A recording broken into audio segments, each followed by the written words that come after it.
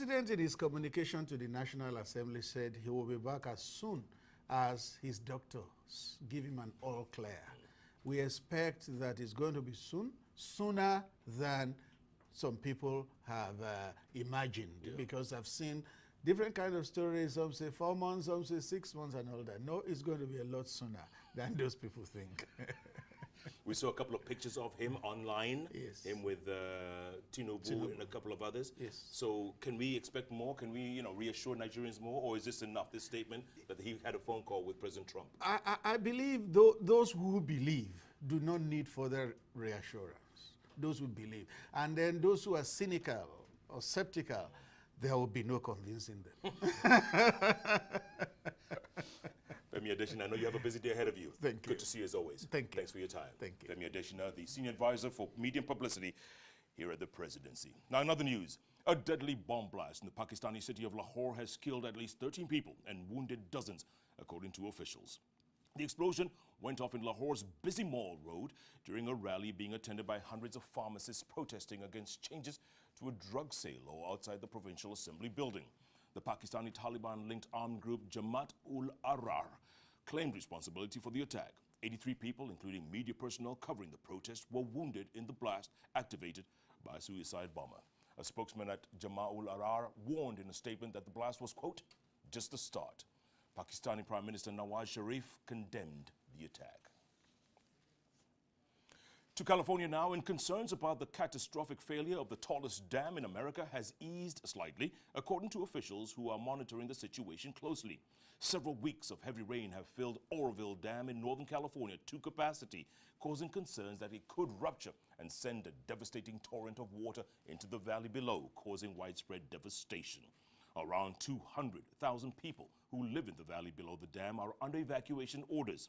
The threat comes not from the dam itself, which the California Department of Water Resources said was not in danger of collapse, but from a rupture to a spillway that channels excess water. The weather forecast of a week of heavy rain in the region has exacerbated fears of a major environmental disaster, and emergency services are monitoring the situation with extreme concern. At the same time, Canadian Prime Minister Justin Trudeau met with President Donald Trump at the White House for talks on free trade between America and its northern neighbor. The Canadian Prime Minister has said that he will not lecture President Trump on Syrian refugees. During yesterday's visit to the White House, both leaders stressed the country's shared economic goals and cooperation at a joint news conference. Trump defended his controversial travel ban, saying that he wanted to have an open-door policy, but emphasized that America cannot, quote, let the wrong people in. Trudeau, on the other hand, said the U.S. and Canada had always been strong allies, fighting alongside one another on various battlefields. We're going to take a quick break, but do stay with us. Plenty more ahead. The day's business news headlines and sports as well. Here's a reminder. You are watching Arise News Now live in Nigeria's capital, Abuja. We're back in a moment.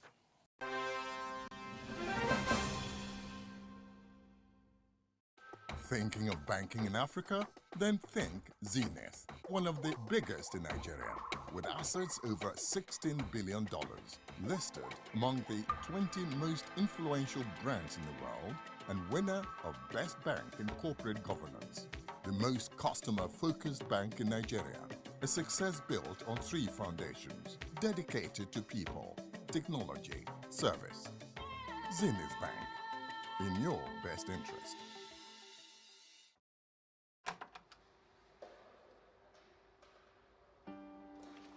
There is nothing as symbolic as a door. It shuts to protect you and opens to give you much more. Everyone wants to succeed, not just count pennies. When life gets tough, I remember a few things. Difficulty and struggles are part of what life brings. Your strength comes from the support around you. A true friend believes in what you do, there to hold your hand through any weather. I found my partner, and we walked through doors together. Diamond, your bank.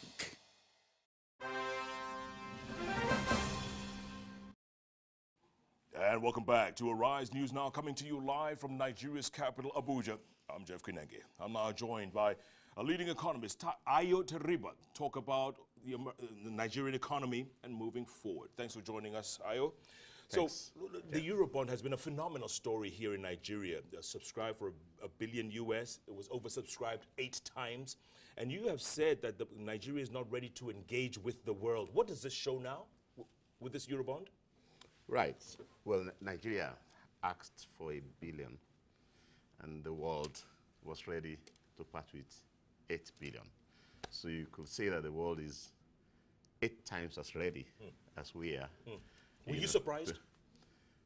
I personally am not surprised because I had written in several articles last year that the Nigerian government should engage the world, that the Nigerian government should open up to foreign investment. And I've had opportunity, high-level consultations with the economic management team, even with the cabinet chaired by the president. We encourage Nigeria to open up to foreign investment, that foreign investors will respond positively to Nigeria. So I cannot be surprised. Sure, but something does this send a message now? Oh, yes. That Nigeria is open for business? See, Nigeria just issued the Eurobond. Nigeria is in the process of issuing a $2 billion diaspora bonds. So the encouragement from the response to the Eurobond would encourage Nigeria to move a bit faster. It means Nigeria could have raised 5 billion Eurobonds easily, and perhaps equal amount in diaspora bonds. Then we have encouraged Nigeria to do some initial public offerings on assets, that are like assets in the oil sector, the national transmission line, the gas pipelines, the rail sector that could be, you could issue. So I believe that the government's attitude towards it now should be changed by the experience with the Eurobond. Yeah. Nigeria used to attract more FDI, foreign direct investment, than India, South Korea, UAE, many countries. Yeah, as of 25 years ago. Yes, how can we correct this? Because they've overtaken Nigeria. How can this be corrected? Yeah, because India was more closed than Nigeria as of 1990. India has since opened up to investors. Nigeria still has to open up to investors. Many of the sectors that can attract large investment inflows are still under government monopoly. For example, power transmission, rail, gas pipelines, and a long list of them.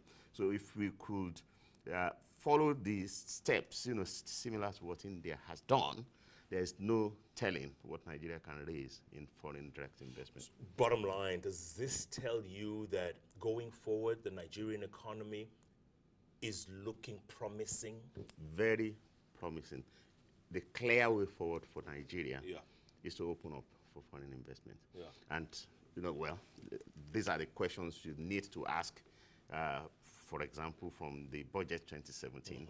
How much opportunities are there in that budget for foreign investors to come in, as opposed to government saying they want to go and borrow the money to invest. So why don't you let investors come in and invest, as they did in telecoms, as they've done in LNG, and they've done in oil production. If you were to be asked, what's the one thing that makes Nigeria attractive to foreign investment? What's the one thing? Well, there are first mover advantages across large sectors. For example, rail. There's rail transportation taking place in Nigeria is next to nothing. So any investor that gets that first mover advantage, like those who got first mover advantages in GSM telephony in Nigeria, are going to make a lot of profit. So the profitability, you're basically entering an unexplored market, whether you're talking of power transmission or you're talking even of pipelines. So the attraction, of the fact that you have close to monopoly, powers. It's not monopoly, there will be an oligopoly. Then it's the largest market in terms of population in Africa, Europe, or the Middle East. You won't find Nigeria's population anywhere else in Europe, in Middle East, or in Africa. The nearest to get to it is half of Nigeria's population. Yes. And that's in Ethiopia. Correct. Or, okay, you can say close to half in Europe. That would be Germany. So it's the largest market, and everybody knows it. They recognize Nigeria as one of the last untapped Absolutely. large markets. And of course, rate of return is huge. That's the first mover advantage. Profitability. Absolutely. Huge profitability. Ayo Teriba, we'll have to leave it at that. Thanks so much. Thank you. Good luck. Cheers. Ayo Teriba there, economist. In other business news, Toshiba shares took a dive of more than 9% Tuesday after the company delayed the release of financial results. The conglomerate held back on releasing a report that includes billions of dollars in losses tied to its ailing U.S. nuclear power unit.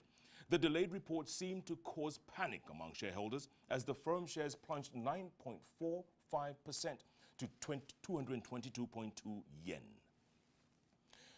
Asian stocks largely slipped today amid caution ahead of U.S. Federal Reserve Chairwoman Janet Yellen's upcoming congressional testimony.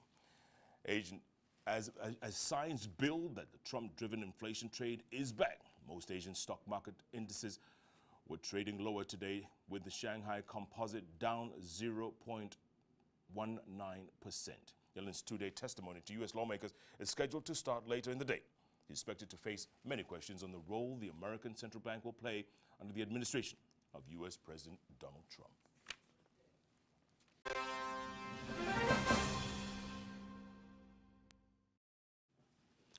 To sports now, and we start with football, where Manchester City's victory over Bournemouth moved them up into second place, cutting the gap with Chelsea to just 8 points. City went into the game knowing that they had a chance to peg back the runaway leaders after they had been held to a 1-1 draw on Sunday and played like a team aiming to make a statement. Their exciting young front three of Leroy Sané, Gabriel De Jesus, and Raheem Sterling terrorized the Bournemouth defense, with the Cherries unable to deal with the trio's quick movement and fast pacing. Even after De Jesus was injured in the first half, they had an able replacement to call on in the form of Sergio Aguero, and the Manchester club deservedly took the lead in the 26th minute. Raheem Sterling latched onto the Sané's squared pass and tapped in from close range for his 5th goal in 7th game against the South Coast club. More good work from Sterling down City's left forced an own goal from Tyrone Mings in the 70th minute to give the Sky Blues a comfortable 2-0 lead, which leaves them 8 points behind Chelsea. Staying with football, and tonight sees the return of the Champions League in Europe as Benfica take on Borussia Dortmund and heavyweight PSG and Barcelona battle it out in France. The Parisians will face a tough task to match their quarter-final finishes of the last 2 seasons as they face a Barcelona team who have not lost at this stage since the 2006-2007 season when they were beaten by Liverpool. Barcelona will welcome the return of a competition that they have won 4 times since 2006, as they have seen their league form dip and sit a point behind leaders Real Madrid, albeit having played 2 games more. Javier Pastore says a late fitness test for PSG, having only recently returned from knee injury. While Barcelona will have to make do without defender Alex Vidal, who dislocated his ankle at the weekend, ruling him out for around 5 months. The Catalans will be able to call upon Gerald Piqué once more after he was rested at the weekend.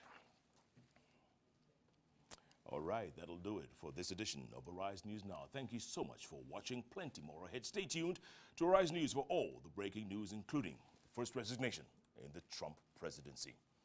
For all of us here at Arise News Now, live in Nigeria's capital, Abuja, thanks so much for watching. Goodbye for now. The news continues in just a moment.